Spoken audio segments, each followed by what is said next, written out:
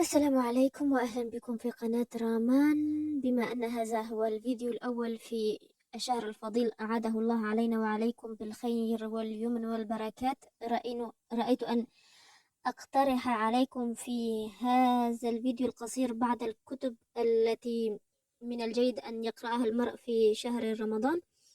سوف أقسم الكتب إلى قسمين: كتب بسيطة وأخرى متوسطة. إذا فلنبدأ أولا بالكتب البسيطة. كتاب قواعد قرآنية، كتاب دروس رمضان، كتاب معاني الأذكار. الكتاب الرابع هو روح الصيام ومعانيه. الكتاب الخامس يوم في حياة مسلم في رمضان. الكتاب السادس والأخير في هذه المجموعة هو كتاب رمضان ثورة التغيير. الآن لننتقل إلى الكتب المتوسطة. الكتاب الأول عقيدة المسلم. الكتاب الثاني غزوات الرسول.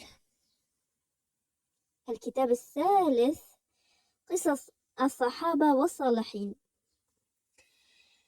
الكتاب الرابع كيف تقرأ القرآن في رمضان.